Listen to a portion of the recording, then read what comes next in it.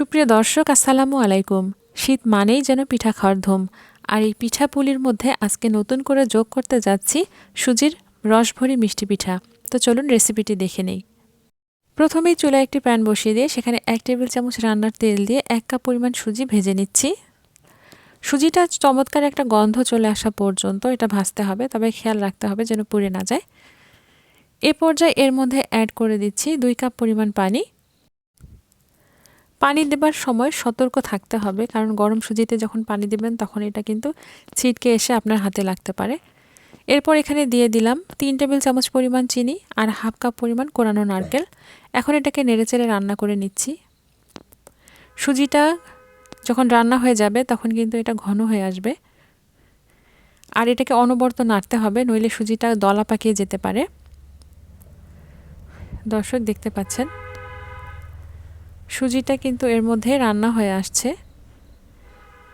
এটা অনেকটাই ঘন হয়ে এসেছে। এখন আমি এর মধ্যে দিয়ে দিচ্ছি হাফ কাপ পরিমাণ চালের আটা, কিন্তু আমি এটা স্কিপ করে গিয়েছিলাম, ক্যামেরায় আপনারা দেখতে পাবেন না। চালের আটা দিয়ে যখন আমি ডোটাকে মাখিয়ে নিয়েছি তখন কিন্তু এরকম সুন্দর একটা ডো তৈরি হয়ে গেছে। এখন এটাকে নামিয়ে রেখে দিচ্ছি। এখন চুলায় আরেকটি পাতিল বসিয়ে দিয়েছি আর সেখানে দিয়ে দিয়েছি 1 লিটার পরিমাণ তরল দুধ আর তার মধ্যে দিয়ে দিয়েছি হাফ কাপ পরিমাণ গুঁড়ো দুধ। এখন এটাকে নেড়েচেড়ে জাল করে নিচ্ছি। এর মধ্যে 3টা সাদা এলাচ মাথাটা চিড়ে দিয়ে দিচ্ছি যাতে এর ঘ্রাণটা বের হয়ে আসে। এরপর এর মধ্যে দিয়ে দিচ্ছি 1 কাপ পরিমাণ চিনি। চিনিটা নিজের পছন্দ অনুযায়ী দেবেন, যে যেমন মিষ্টি খেতে পছন্দ করেন। আর 1 চিমটি লবণ দিয়ে এটাকে আবারও নেড়েচেড়ে জাল করে নিচ্ছি। এরপর যা জাল করে এটাকে কিছুটা কমিয়ে নেব। খুব বেশি ঘন করবার দরকার নেই, কারণ আমি এখানে গুঁড়ো দুধ ব্যবহার করেছি, এটা এমনিতেই ঘন হয়ে গেছে। এটা 3-4 মিনিট জাল করার পর এটাকে আমি নামিয়ে রেখে দিচ্ছি। এরপর চুলায় আরেকটি প্যান বসিয়ে দিয়ে সেখানে রান্নার তেল দিয়ে দিয়েছি। এই তেলটা গরম হতে হতেই আমি সুজির পিঠাগুলো তৈরি করে নেব। এখন যে ডোটা আমি তৈরি করে রেখেছি সেটা ঠান্ডা হয়ে গেছে, সেটা হাতের মধ্যে নিয়ে এভাবে গোল গোল বল তৈরি করে নিচ্ছি দর্শক। আর এই বলটাকে ডিজাইন দেওয়ার জন্য ছুরির উল্টো পিঠ ব্যবহার করছি আর এভাবে এটাকে ডিজাইন কেটে দিচ্ছি। দেখতে পাচ্ছেন। আমি আরেকটি পিঠা তৈরি করে দেখাচ্ছি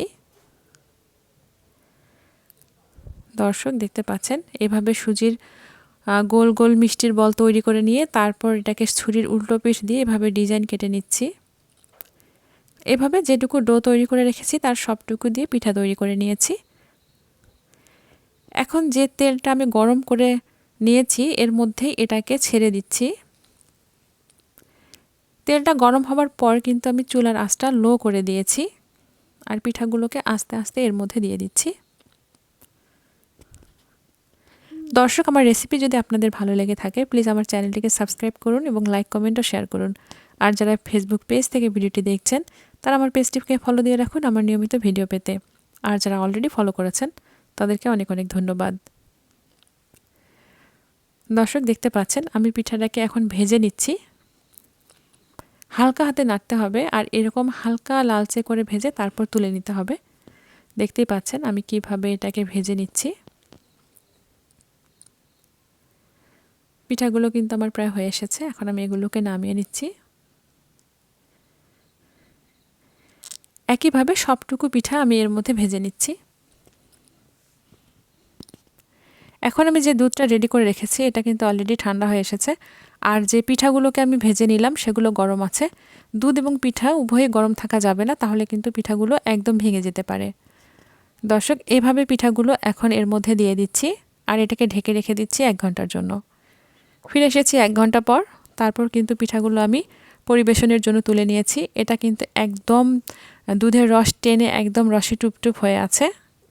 খুবই খুবই চমৎকার এই পিঠাটা, দেখতেও অনেক ভালো। আমার অনুরোধ থাকবে এটা আপনারা অবশ্যই এই শীতেই ট্রাই করবেন। আশা করি আমার রেসিপিটি আপনাদের ভালো লেগেছে। সুস্থ থাকুন, নিরাপদে থাকুন। এতক্ষণ সাথে থাকার জন্য ধন্যবাদ। আল্লাহ হাফেজ।